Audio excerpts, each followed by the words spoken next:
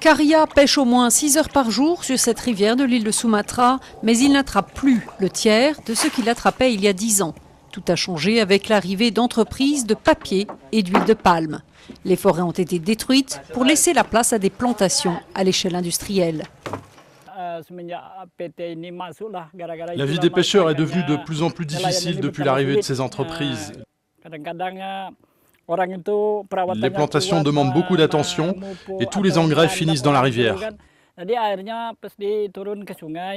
Mais abattre les forêts n'a pas suffi. Les exploitants se sont attaqués aux tourbières, ces zones marécageuses qui, si elles ne représentent que 3% des terres émergées de la planète, retiennent plus de carbone que toutes les forêts de la Terre. Un argument écologique peut être fort que les industriels n'ont pourtant pas envie d'entendre.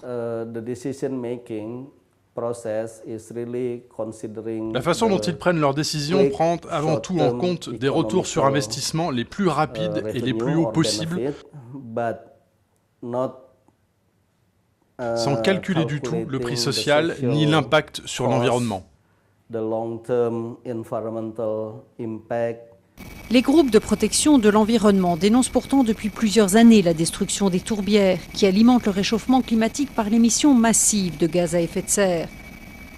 Celle-ci est la plus vaste et la plus profonde du monde, 4 millions d'hectares, à peu près la taille de la Suisse. L'assèchement de cette tourbière émettrait autant de gaz à effet de serre que le monde entier pendant un an. Si la communauté internationale ne met pas de pression sur le gouvernement indonésien pour cesser ce type de développement, cela va créer un vrai désastre pour le climat. Le gouvernement indonésien ne semble pourtant pas particulièrement sensibilisé à cet enjeu majeur. Fin février, Jakarta a même admis avoir levé l'interdiction de l'assèchement des tourbières.